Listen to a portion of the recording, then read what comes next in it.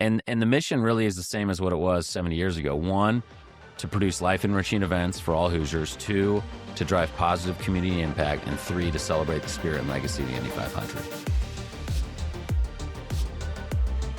Welcome back to Innovate or Evaporate, where we explore the relentless pace of change and the innovators who drive it. I'm your host, Toph Day. If you've ever wondered what it takes to manage a city preparing for 500,000 people at a single event, this episode is for you. Our guest today isn't just a CEO. He's a master of high-stakes community building and relational leadership. From his roots at the Pacer Sports and Entertainment Group to scaling the Boilermaker Alliance and co-founding Edge Mentoring, he has spent his career proving one vital thesis: relationships move at the speed of trust. We are going to learn about the blueprint for scale, discovering how he oversees 30-plus events and programs that impact over 500,000 people on race day. We are going to dive into the Innovate or Evaporate mindset and hear how his organization stays relevant in a rapidly changing world while honoring a 70-year legacy. We are going to learn about leadership under pressure, the secrets for building connective tissue between organizations and communities to drive massive economic and social impact. Whether you're a startup founder looking to build a brand that lasts, in the corporate world, navigating multiple decision makers, educating our next generation, or setting policy to grow the economy for everyone, his insights on trust, influence, and innovation are pure gold. Dave Neff, welcome to the show. Wow, Toph, thank you. It's an honor to be on with you. I'm so fired up about this. And when I was thinking about this episode, by the way, I'm sporting. This is the first time I've done this. Yeah, I love it. A little throwback jersey. You're in costume today. Yes, yeah. The Pennzoil team, Elio Castroneves. I think it goes back to originally to Johnny Rutherford, Rick Mears in like 1980 and maybe 88 when they won their races. And then Elio in like 2014 and 16. So this is the first time I've ever done it. So I thought, hey, I'm going to break this jersey out and represent. That's great. Maybe Elio gets number 5 this year. We'll see. Sets a record. That's right. So when I was thinking about this podcast, and we were super excited to do this before race day, right? Uh-huh. As you recently took over the 500 Festival as the CEO. What number CEO are you at the 500 Festival? I think I'm the 5th out of 70 years. So it's not a job that comes open very often. So it's a tremendous honor. Yeah, I just started January 1st. So it's my first full season, as we call it, at the festival and the gig, but loving it. That's awesome. So I cannot wait to dive into all that the 500 Festival does, because the impact on the community and everything that you do, I think most people don't realize. Yeah. But before we jump into that, there's a lot of listeners that are young in their careers, midway through their careers. They're trying to figure out how they map their way through, what their passions might be, wherever they're working. I think I kind of want to start off with, like, your journey is fascinating to me. And like you were at the Pacers and you did sales at the Pacers, and then you went to several other organizations, but the Boilermaker Alliance, you're the CEO there, and then the 500 Festival. So I want to back up real quick. Let's go to the beginning. Did you grow up in Indiana? I did. I grew up here in Indianapolis, Northeast side, and I'm a Heritage Christian grad. And then Ball State, studied sports administration, and then I've been back professionally 19 years, almost 20 years. So, and I got to stop you real quick. You may not remember this, but I remember meeting you, Toph. This was probably 2008 or 9. I was working for the Pacers, and we did this fantasy basketball game, YPO versus EO. I do remember this. Yes. And Larry Bird was one coach, I think maybe of the YPO team, and Jim O'Brien, who was the Pacers head coach at that time, coached EO. Pretty sure you were on the EO side, maybe you're on the YPO side. I don't know. It was a sales event because we're like, oh, let's let them play on the court, have these fantasy head coaches, and then us sales guys came in at the end with, ticket maps, trying to sell you on some season tickets. But I remember you. You were doing, it's not Viastar. What was it called? Starcom Broadband. Maybe that's where you were at the time. Yeah. So that was like 18 years ago. And it's just been fun to kind of, reconnect. I think we did when I was at Edge and different stops, prior to even you getting this Elevate gig and now 500 Festival. So on the whole premise of relationships, I remember that driving over here. It was probably 18 years ago. So I think you guys sold a ton of tickets that day. We did, if I remember correctly. Yeah. And then Jim Morris came and talked to us afterwards with Larry Bird. So a couple quick funny stories. Number one, I might have the best shooting percentage of all time at Gamebridge. I'm 100% from the field. Oh, wow. Yeah, one for one. Yeah, behind, 1 for 1. And it was a three-pointer Right. in that game. And then at halftime, when we came off the court, one of my buddies said to Larry Bird, he said, "Hey, Coach, what can we be doing better?" And I'll never forget this. He looked at him kind of like this cockeyed look, and he said, "Hell, you got to do something right before I can tell you what to do better." And it was that French lick wit, man. Right? He's witty, yeah. It was so awesome. That was an amazing day. So how long were you at the Pacers? Just 4 years, before very transformative years. And I tell, we have 12 interns right now at the 500 Festival that are with us January through May, so just a few more weeks. And I had the really cool chance a couple weeks ago to promote one from intern to full-time. We had some shakeup. Somebody resigned from the full-time staff. This intern was rocking it. I mean, all my senior staff was like one of the tops, if not the tops in the class, and happened to be doing the role of the person that, had to resign. And so what they say, luck is preparation meets opportunity, right? Yeah. And so I got the opportunity to promote this young lady. She's now full-time with us a couple weeks in. And I was telling her, and I told all the intern class when I brought them together, because I want to share that good news.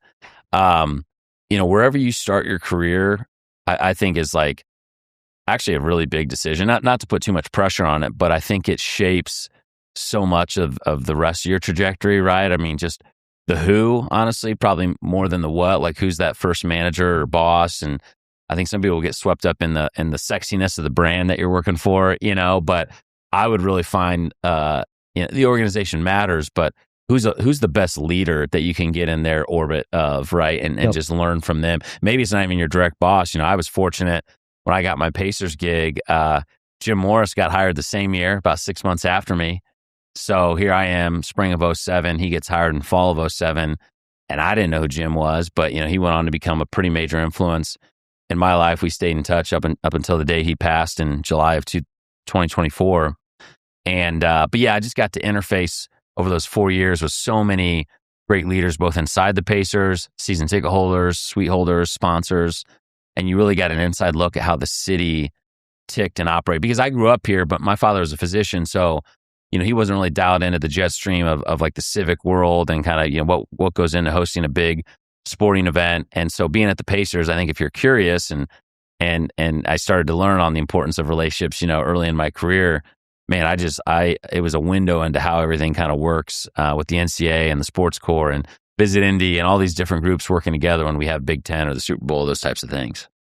So are there some moments, or like when you were at the Pacers organization, number one, when you're doing sales like that, you're interfacing with, a lot of interesting people. Yeah. What could you share with our listeners? Like, were a few key moments of how you established relationships with folks and how those became like transformational maybe 5 and 10 years later? Yeah, there's a few thoughts that come to mind, Toph. So I think early on in your career, you'd find yourself like, you would never want to tell your age, right? When you're 22, 23, 24, and you're trying to build rapport with, say, a CEO, you always try to avoid that question, like not let them know that you're right out of school or something like that. But honestly, the more reps I got, and you're interfacing with a lot of different personalities, and we're in the Midwest, right? So for the most part, I think people are friendly, warm, nice. Not everyone, right? So you have to pick up a little bit of like, not being a chameleon, but how do you mirror people to a degree? Like, stay true to who you are, but like, hey, if this person doesn't like a lot of small talk and they're just like, let's get to the chase, like in and out, like, okay, I can roll that way, versus somebody that wants me to ask them about their kids and the latest vacation they went on. And I think over time, an observation, maybe a bit of a tactic that I employed was, if I learned to suppress the need to talk about myself and just kind of ask a follow-on question, or, hey, tell me more about that experience, like it really would endear people to you, right? Because I think our natural tendency as humans is, you tell me about something you did over the weekend, I come back with something I did over the weekend, right? And it's just like, you're not trying to one up, but that's just kind of how we act as human beings. And so I think I learned early on, if I could listen 80-90% of a conversation and talk 10 or 20%, generally I was learning more about that individual, why they have tickets, how they spend their free time. And then it was funny, even back in 08, 09, the moment I could get their cell phone and get on a texting relationship, I knew I'd broken through, right? Versus like, you're locked in. And this back when, we had the phone desk or phones at the desk, you're smiling and dialing. I mean, yeah, we had emails and all that. I'm not that old, but when I could get someone's cell phone and text with them, I knew I'd kind of broken through, and that, we were on a relationship that was well on the way to building trust. When did you get involved in Edge? And let's talk a little bit about Edge and what Edge is, what Edge mentoring is. When did you get involved in that? And what are some of the things that you've learned through that process, and maybe some success stories that came out of that in relationship building? So again, all roads lead back to the Pacers. And it was in 2008 or 9, year or two into my career. I transitioned out of like ticket sales, ticket services into selling suites. Now, this was a couple years after the Mouse at the Palace, and Reggie had retired, and the 08-09 recession. Colts had just won a Super Bowl, which was fantastic for the Colts, but couple that with the recession, there's a lot of people out there saying, hey, we have Pacers and Colts tickets, but we're tightening the belt, and so we're going to drop our Pacers tickets because here the Colts are Super Bowl champs, right? So it was lean times for the Pacers. So by no means were suites flying off the shelf back during that time. But I again, the art of selling a suite or a big sponsorship, so much of it is relational and getting to the decision maker, and a bit emotional, right? Like creating an experience where they want to buy in and support regardless of the record of the team or anything like that. And so I had sold a few, got to know the Exact Target leadership that way, Scott Dorsey and his team, Defender Direct, Dave Lindsay. That was a relationship that came out of that YPO EO game. And then Elanco. And where Edge ties in is Elanco back then, now they're publicly traded, second largest animal health company in the world, headquartered downtown right here on the White River now, beautiful new global headquarters. But I got linked up with Jeff Simmons, who's still the CEO to this day. He had become president, and they were inside of Lilly at that time. So they were, he reported into, I think, John Lechleiter, the former Lilly CEO. But nobody really talked a lot about this animal health business that was inside the human pharma business of Lilly. And so as I was getting to know Jeff, ultimately sold them on a suite, but he said, hey, I've started this mentoring group. And it was outside of work, outside of like church. It was just like twice a month, we get on a Zoom call or Skype call back then and have just sort of an hour-long conversation. So it wasn't one-to-one. It was Jeff was mentoring a group of 20-somethings. And so he said, I've been doing it for a year with 3 guys, all in their early to mid-20s, and we're looking to add a few more. Would you be interested? So I think Jeff, maybe for whatever reason, saw something in me. And, I always say in mentoring relationships, there has to be chemistry, right? Like who I think is a great mentor may not be somebody that you jive with, and that's okay. And so I think both parties kind of need to be leaning in. And so at that time, I'm 24, single. Here I've got a pretty successful CEO offering me to be part of this group. And again, I always left our conversations energized. I was like, I got to I'll make the time, right? 2 hours a month to be part of this. And what I appreciated about Edge back then, this is before it was like an organization, it was just kind of an organic thing that Jeff had started, is always left those hour-long calls like with my cup filled up, right? We weren't just talking about career success and how to climb the ladder as fast as you can. It was, personal sort of development, right? Relationships. Some guys were dating seriously or getting engaged. And I remember when the first guy had their first kid in the group, right? And so, in your 20s and early 30s, you're making all these like life decisions that do shape your trajectory, right? Am I going to move cities for a job and switch industries or whatever, all these things. And so I think it was sort of this third space is what we called it, where you could have kind of just big picture, whole life development conversations. I think sometimes we silo those of like, hey, I talk about work over here, I talk about personal development here. And so that was in 2009. I was in the group for 4 years. We did a couple vision trips went to Kenya in 2011, went to Haiti in 2013 with that group of guys. And then Jeff came to me at the end of 2013. I was at Exact Target. Salesforce had just bought us. And he just said, hey, I think this Edge thing could have legs. There seems to be a demand from your generation, Dave, like millennials that are hungry for this sort of mentorship, but we don't have anyone waking up. He's busy running Elanco.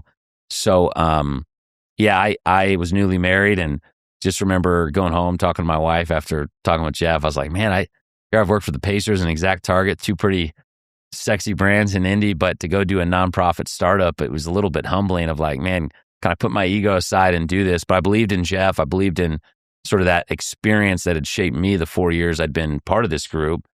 and knew that it could potentially touch a lot of lives. The key would be finding other mentors like Jeff that would be willing to take a group and volunteer time. And so, that was a long way of getting there, but that was beginning of 2014 when I resigned from Salesforce and went all in on Edge and did that for the next 6 years. And it was do a whole nother podcast episode on that, but it was a great learning experience. Really my first like true leadership, it was a startup. So, but if you're not doing anything, nothing's happening, right? So you learn how to kind of see progress on a daily basis, not just on a quarterly basis. So I remember going to some of those Edge events. You'd have an annual event, EdgeX, right? EdgeX. And I remember the first time I went, I was blown away. I mean, it was packed. Yeah. 1,000 people or maybe more. Yeah. A couple thousand. Yeah. Couple thousand. Yeah. And I was just blown away in the programming that you guys put together, the leadership you brought in to do the talks, et cetera. And I love that you brought all that up because I think two things I pull away from that. Number one is mentoring. There's got to be chemistry. Like it's not a forced thing by either party. Yeah. I love that.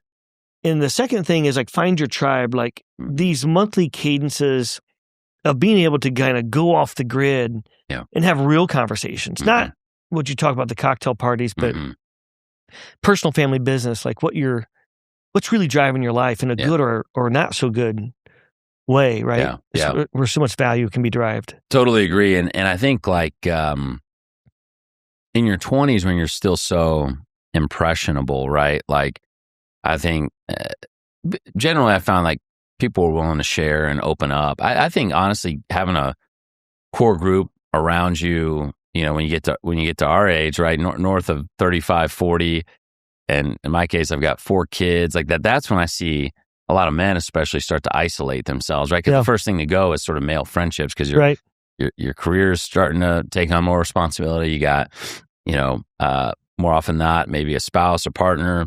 Now you've got kids in the picture. And so, I remember at Edge talking a lot about the loneliness epidemic because that was, even 10 years ago, something that you were starting to see a lot of just with the smartphone taking off. And it's still an issue, right? The amount of people that say they have any close friends has like dropped off dramatically, right, in the last 10 years. And so I think, it's really important, not that you got to have 10 best friends, but having 2, maybe 3 that, you give permission to sort of speak into your life and vice versa, especially as we get older, because, your career starts to take on a certain shape and nobody wants to expose sort of the vulnerabilities or the chinks in the armor, but we all have them, right? Whether we want to admit them publicly or not, we all have them.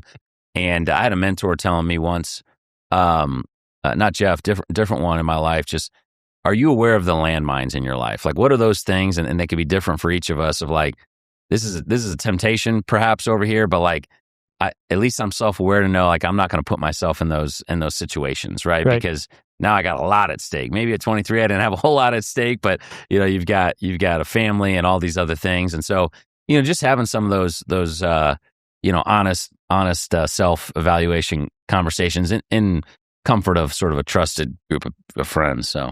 So let's go to the next couple stepping stones then on how you got to the 500 Festival. You led the Boilermaker Alliance. That was a brand new organization, right, to set up with all the proliferation of NIL and how that's going to unfold.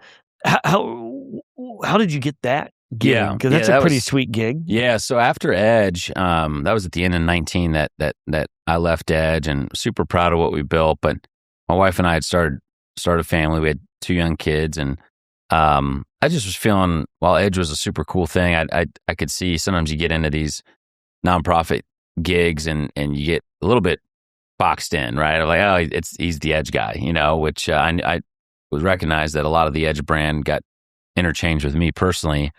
And so I was really feeling kind of called to get back into the private sector. And, my whole career, even now, it's kind of been, some people are like, are you a for-profit guy or a nonprofit guy? I don't really like that question because I think at the end of the day, and I know you can relate with this, like you still got to have a vision. Right. You got to fire a team. You got to have money in the bank. At the end of the day, it's really just like a tax code difference, right? Vision, cash in the bank, and right butts in the right seats. Yep, right? exactly. It applies to any of it. Yeah. So I had a unique opportunity to go work with I had a bunch of corporate partners at Edge. It was part of our revenue model, and JDA Worldwide, Prolific, the parent company led by Brad Bembo. they were interested in bringing me on as a chief revenue officer. So I did that for 4 years. That was right before COVID. So a couple years during COVID and a couple years after. And it was great. I mean, Brad Benbow, to this day, I give him a lot of credit. Tremendous leader, the CEO there, great guy. Saw something in me, allowed me to kind of jump back into the private sector at a C-suite level, which I hadn't been in before. We were, $75 million business when I started. I think we got up to just over $100 million. And so that was a great experience. But, the way the NIL, the Purdue opportunity came around, again, all leads back to relationships. An executive recruiter that I happen to know pretty well here in Indy had reached out one fall, and it was like September of 2023. So, college football had just started, and it was like a Saturday. I remember sitting at home, and he just texted me, "Hey, any interest in managing Purdue's NIL?" And, the sports business, I mean, that's my first love. That's what my undergrad was in, sports administration. And while the Pacers obviously was that, and really my role at Exact Target I was our global sports marketing manager. That was, still in that world. I'd sort of spent almost a decade, between Edge and Prolific, not really directly working in sports. So when I got the text, I was intrigued, right? Of hey, this is sort of a sports-oriented role. I didn't go to Purdue, but I think incredibly highly of the brand, especially after the Daniels decade at that time. And NIL was still in its infancy, right? And as you know, with this podcast, Innovate or Evaporate, like sometimes getting in on the ground floor of things is where you'll see it's chaos, right? But like if you can get in, learn it, understand it better than most, who knows what opportunities come from it, right? So I did what I always advise people to do. Like I had a good gig, but I was like, yeah, I'll have some conversations, and so started talking to the board of the Boilermaker Alliance. So they had a guy before me who was purely volunteer, did a great job, Jeff McKean, getting it off the ground. But he had to go back to his law practice. So now they were at a point where they wanted to bring on like their first true paid, CEO, small team, just a couple people. And so one thing led to another. That fall, I talked to the board, and then ultimately I had to talk to the AD and the chair of Purdue University, Mike Berghoff, at the time. Those conversations went well, and I started in December of 23 in the midst of the football transfer portal. No better way to learn, baptism by fire, baby. But yeah, I did that for 2 years. Again, could be another podcast episode, but 4 months in, we went to the Final Four, on the back of Zach Edey. I mean, that was his senior year, and came up against a tough UConn team, so lost in the championship. But what an experience it was, and then helped raise some of the capital to bring that team back, keep that team intact for their senior year. Football, we had a bit of a different experience. It was tough. We had to let Purdue let the football coach go after his second season. Just a tough year, and then we brought in Barry Odom, who's there now. And so I did a lot with those two sports, given those are the revenue generating sports. And that's what funds a lot of the other athletic programs. But we also raised some money for women's volleyball, women's basketball, some of the golf and tennis programs there. So, and Purdue's an amazing place. I worked very closely with head coaches, their staffs, obviously the whole John Purdue Club, that team, athletic administration, the board of trustees. I mean, I was a bit of a maestro, talk about relationships, and then obviously the donors at the end of the day. And so tremendous experience. But when I got contacted about this potential opening and knowing all the shifts happening in NIL with the House settlement last summer, paving the way for revenue sharing where schools could start directly paying, I said, you know what, I'm gonna listen, and here I am. So yeah, I think college football pays like 80% or something, or they're like 80% of the revenue. Yeah, all college sports, especially of like a Power Four, conference. Football, regardless of their Alabama or their team that's been down, they're probably 75-80% of revenue of the whole entire college athletic department. Yeah, it's pretty amazing. Hi, I'm Mayor Chris Jensen. Innovation doesn't always start where you expect. Across Indiana, a new kind of innovation ecosystem is taking shape, bringing together elite athletics, advanced engineering, healthcare, and next-generation manufacturing. And it's happening in Noblesville. Discover what's taking shape at choosenoblesville.com/innovate. Noblesville, all about you. All right, so let's transition to 500 Festival. Yeah. I went to one of your launch parties up there at Lucas Oil. Uh-huh. It was absolutely amazing. you did a great job. Thank you. In bringing that energy, Yeah. right? And no doubt all the future things, you probably won't share all the things you're Yeah. thinking about for the future, but Yeah. let's dive into a little bit of like, what is the 500 Festival? Yeah. And let's dive into like its impact on the community. But let's just start off with, what is the 500 Festival? How does it operate? Yeah, for sure. So the 500 Festival was founded in 1957 as a community organization, nonprofit organization. And the inspiration for it is pretty cool. So there was 4 local civic business leaders. One's a former mayor of Indianapolis, Alex Clark. He was mayor from like 1952 to 56. Another guy named J. Worth Baker. Another guy named Joe Quinn, who was the head of, I think, safety at IMS and at that time. And the 4th guy, neat guy, Howdy Wilcox was his name. Cool first name. Yeah, Howdy. Those are the 4 co-founders of the 500 Festival. And what they had done is they had gone down to the Kentucky Derby in Louisville in 1956, and the Derby had just started something called the Kentucky Derby Festival.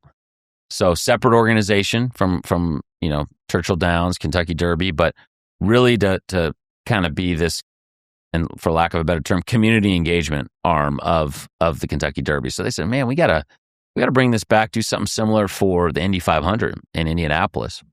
Neat thing about Howdy Wilcox, Howdy, one of our 4 co-founders, also started the Little 500 race, did he really? at IU in 1951. He was running IU's Student Alumni Association. Howdy's father won the 1919 Indy 500 race. Oh, wow. So there's this cool connection between the Indy 500, Little 5, and the 500 Festival, that we've kind of uncovered and explored as part of our history. But the festival really, I mean, going back, this is our 70th year as an organization. One of the first events we did was a parade. It was Saturday night, actually, the night before the race. Now we've obviously moved it up. It starts at noon the day before the race. But something that always happens every year outside of the 2 COVID years. But we now have grown sort of our size and scale to producing close to 40 events a year. A lot of them are concentrated in the spring. We are a year-round organization, so that's a bit of a misconception, but we've got 18 full-time staff.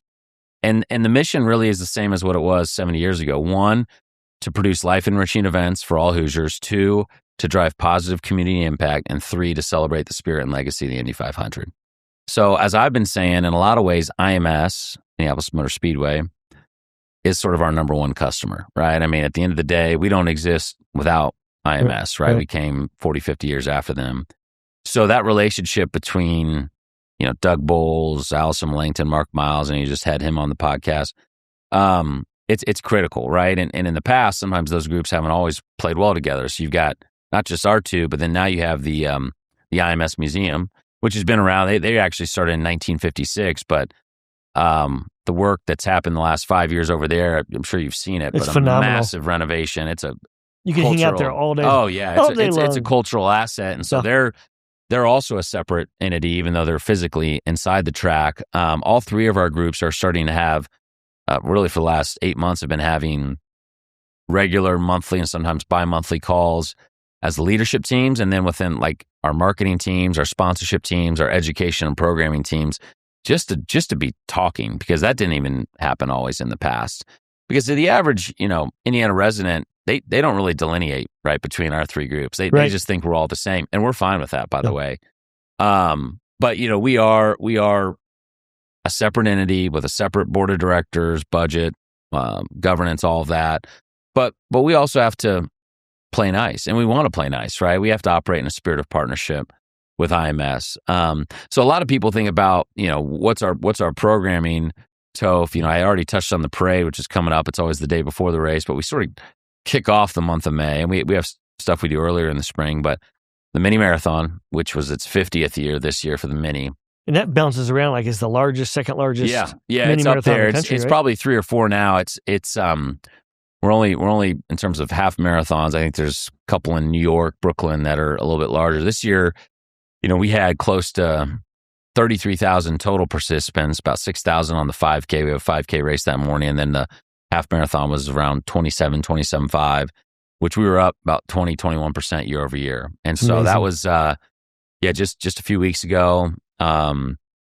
super cool to be up there. Wasn't the world record broken this year? Yes, by an 11-year-old. By an 11-year-old a fifth grader. He actually goes to Park Tudor, broke the half marathon world record. Do you remember his name off the top of your head? Yeah, I think it's Ben Dick is his name. Yeah, so, I was standing right there when he crossed the finish. I didn't know it was a world record at the time, but then WTHR was interviewing him and his dad. He beat his dad, which is pretty cool. It's so amazing. Like last year, he was like 7th or something. Yeah. I mean, it's an 11-year-old world record at the Indianapolis Mini Marathon. At the Mini Marathon. That's sponsored amazing. by IU Health. Yeah, Sponsored by IU Health. That's amazing. And the parade's Lucas Oil is our title sponsor this year. But yeah, so, those two are kind of anchor events, obviously, to kick off the month and then right before the race.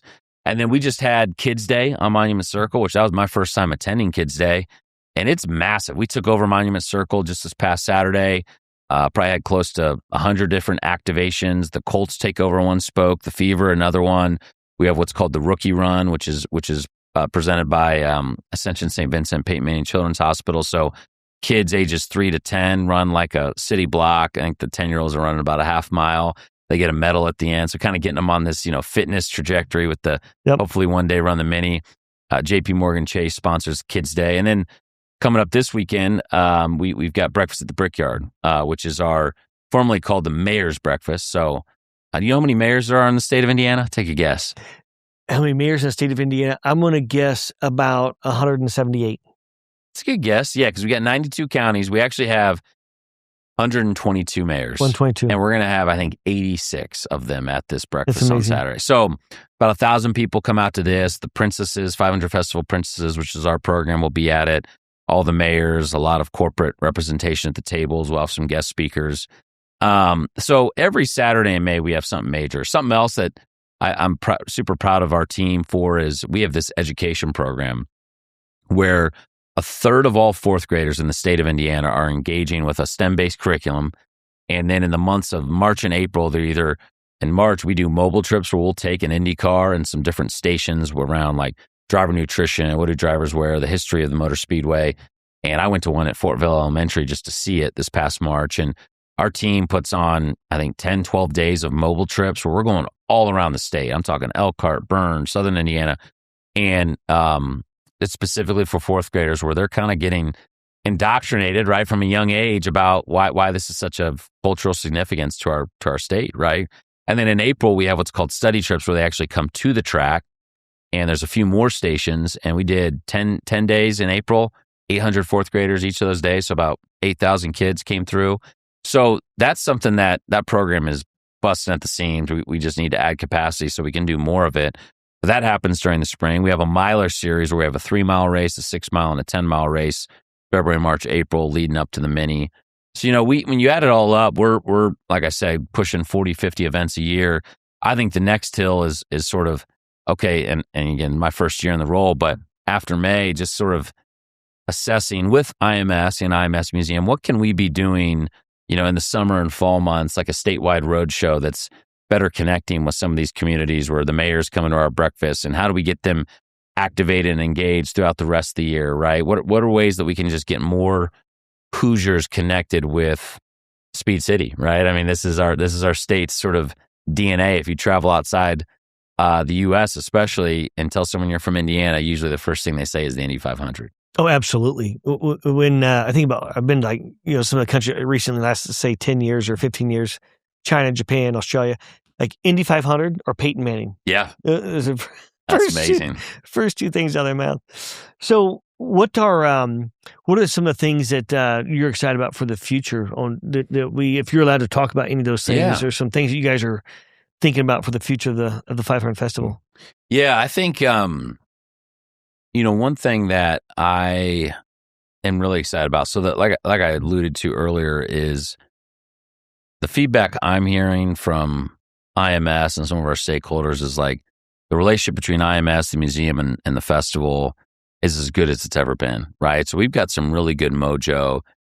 What I don't want to do is just operate in a silo, because I think we're better together, right? When we've got this unified front. And so doesn't mean that we can't go do our own things over here, right? But as we think about, obviously we get past the Indy 500, IndyCar still has 10 more races, right? So they're going through September, so they'll be busy. But how do we sort of just blanket the state, right, with more engagement, more ways for companies and fourth graders to engage with the festival and IMS. And so, in terms of programming extension, we're starting to have those conversations. We haven't solidified anything yet. I think something I'm also excited about and thrilled that Elevate Ventures jumped on board is we've got this corporate member program that, companies that are choosing to sort of align their brands with IMS and the 500 Festival. We had that event in March at Lucas Oil's headquarters. We probably saw close to 24 new corporate members get involved with us, which, by the way, you get some great assets throughout the month of May. We have a suite at the track, so you get some sweet tickets to practice and qualifying days, and depending on your level, maybe race day. But you're part of this sort of B2B, networked ecosystem of companies that are choosing to align with the 500. And so you're going to see more programming, more events like that, where we're going to try to be bringing those groups together, right, to network and build relationships in Central Indiana and around the state. But yeah, I'm still kind of getting through this first season, as I've been saying. Like, I want to experience everything at least once, which got a couple more weeks here, and then we're also at a point where we're pretty ripe. I think last time the organization did a true strategic plan was 2018. So I think strategic plans, by no means are they a silver bullet, but they help you answer the question of, we can do anything, but we can't do everything, right? So if we're going to try something new, or maybe we're going to kill this over here because we're not seeing a ton of lift when we do it, and let's focus our energies here. I just think we've got so many stakeholders. We've got a tremendous board of directors, 33 board members, which has been tradition. Perfect number. Yeah, 33 for the 33 drivers in the race. We got 33 princesses. And our board is it's a board of kind of a who's who and has been for many decades, where you get some nice perks and access, including a pace car or a pace truck. You get to drive that for the months of April and May, and you're driving in the parade. A driver will hop on the back with his family, and you drive in the parade, and you drive on the track. You get to do that a couple different times. Even race morning, you're doing a lap with your princess. Some pretty cool experiences, and generally board members are on our board for 6 years. And so I've had many board members tell me, both past and present, they've built just lifelong friendships with other, not just board members, but couples, because our board is a kind of a spouse's board or significant others board. So you get to bring your spouse to a lot of the events that we're doing, like on race day. It's not just the 33, it's 33 plus one that are in our suite. And so, you're just doing some pretty cool experiences together, right? That people that have been off our board for a long time still want to stay connected to us just because of those experiences. So, and then we have our foundation board. So we have the festival, which is C4, foundation's 501c3. And so that's about another 20 board members that have all served with us on the board in the past and want to stay connected to the foundation. And we use the foundation to help underwrite our education program, our Princess program. It's sort of, in the leadership development arm. Some of our fitness initiatives, right, when it comes to Kids Fit and Rookie Run. So yeah. That's amazing. Yeah. So if I want to get involved, if I'm a corporation, I want to get involved. If if I want to get involved in the Princess program, what are the best entry points for the different types of folks and companies? What's the best way to get in contact with the 500 Festival and get engaged? Well, you can start by going to our website, 500festival.com. If you want to be more personal, I'll give people my email, dneff at 500festival.com. Shoot me a note.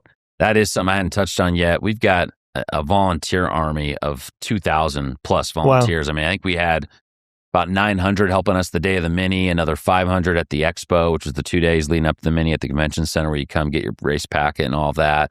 Got all the parade volunteers, education program. When you add it all up, it's close to 2,500. And we have some folks that have been volunteering with us for, I'm not exaggerating, 30, 40 years, right? So continuing to always build that pipeline of younger generations. And, Indy's special for this, Toph, just the secret sauce that we have when it comes to volunteer engagement. Listen to your episode with Mark Miles talking about the Pan Am Games. That was 38,000 volunteers, Right. And so it's kind of cool because I connected these dots of, I've been involved with the Sports Corps for a while, started volunteering with them in college, and, they came along in 1979. We started in 1957. So in a lot of ways, the 500 Festival, while it was a bit more niche, we sort of, I think we're an early forerunner of this whole volunteer engagement. And then 22 years later, Sports Corps comes along as the first sports commission in the country, and obviously they've got a tremendous volunteer base that touches a lot of different events. So I would say, go to our website, 500festival.com, shoot me a note, dneff@500festival.com. Connect with us on LinkedIn. We're everywhere. We're not too hard to find, and we'll plug you in, because I think I was able to plug in some new volunteers helping out at the starting line of the Mini, and the notes I got afterwards this year were just like such an amazing thing. And something that Mark said on your podcast of like, when you get involved and are part of something that's bigger than yourself, like, you don't forget that, right? You want to be more engaged to whatever that is. Those are just kind of these transformative experiences that stick with you. I remember years ago, I was one of the years I volunteered for the Final Four, and I showed up, and they're giving out assignments, and they give me the assignment to go pick up I think it was the president of the CEO of the NCAA at the time, his daughter, who was in college, that was flying in for the Final Four. They sent me to the airport to pick her up. Yeah. And I'm like, I hope they vetted me. Like, I just, and then I'm trying to find her at the airport. Yeah. But like, it's just those little random acts of things. So many minutia details that got to get covered. Yeah. In putting on these major events like you're doing. It's the I glue was of the community. Well, I was part of the 2026, this past Final Four LOC co-chairing stakeholder relations, and we actually got that feedback. So the committee that I was co-chairing, we actually were the ones that were doing some of those airport runs for the 12-person men's basketball committee, the 12 individuals that decide the field of 68. And Sports Corps got some feedback just on the stature of some of the people that were, CEOs that were making airport runs, and just I think they just expected it would be like a college intern or something. But, because I think that shows that, like, wow, like this community, busy, important people are willing to roll up their sleeves and do something that seems as menial as doing an airport run and dropping them off at their hotel. But I mean, I got to do the Alabama athletic director, Greg Byrne. I did Stu Jackson, who's the West Coast commissioner. So, little 20-minute car rides, but pretty fascinating individuals. So yeah, absolutely. So we cover a lot of ground today. These podcasts go so fast. Yeah. I've got a few rapid fire questions for you, and you can tap into anything comes to mind, one word answers or paragraph sentences, whatever you want. But through all of your experiences, what do you think, what's one thing that we should stop doing?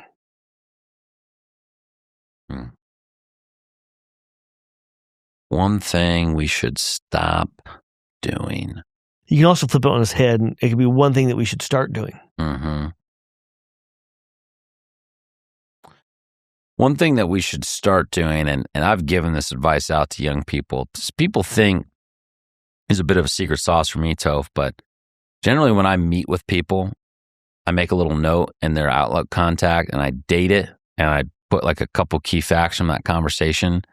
It's not to be creepy, but it's to be like, if I don't see this person for 6 months, I can then go back to that in 6 months, and I'll remember that Toph's son is Lincoln. He just graduated from Zionsville, and he's going to University of Kentucky.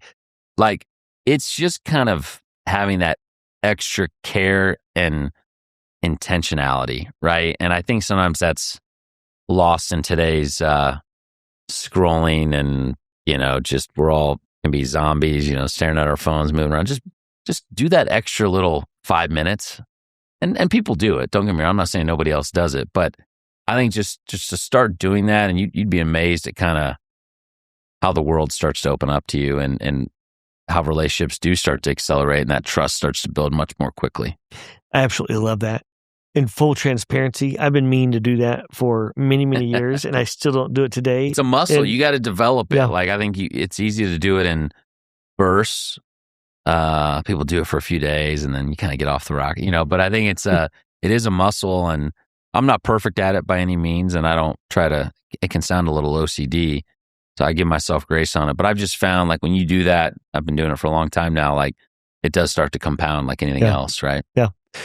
So you've been in a lot of different roles that you had to be very innovative, and you're always kind of reimagining yourself, those around you. What is one habit or like thought process or concept, but what is something that you think leads to the best ability to disrupt or innovate ourselves or our organizations or those around us? Yeah. you have to be willing to take feedback, like constructive feedback. And I've found with my generation, I'm an older millennial and younger, we're not always great at that, right? We don't like to be told stuff that maybe we're not great at, or stuff where we're coming up short, and it's a little bit feelings based at times. And I had some mentors that, these aren't even bosses, but mentors that really, got into me. And as much as I hated it, I think like I'm better for it, and I say this, someone said this to me, feedback is a gift, right? If you can just stay dispassionate. Now your blood might be boiling internally sometimes when you're getting this feedback, and you may disagree with it, but generally there's a kernel of truth, I feel like, in most feedback, right? As painful as that might be at times. And so doesn't mean you over-rotate and start trying to be something you're not. But I think having the humility, even as you take on bigger roles and more responsibility, to like really listen and create. Like I recognize that I've got a new team and there's 18 of them, and they probably want to tell me what I want to hear, but I want to hear the real stuff, right? And also not just about our organization, but about me and my style of leadership, what's helpful, maybe what's not helpful. So I think just staying humble and recognizing that feedback's a gift, not just the good stuff, but even the tough stuff that maybe you don't want to hear, and how do you keep growing from it, right? That's where I feel like I can disrupt myself, try to stay adaptable. I think adaptability and reinventing yourself every 3 years, or shorter in today's life cycle, like you're going to get left behind if you're not willing to do that. So if you could wave a magic wand and fix any problem in the world, what would it be? Man, I think just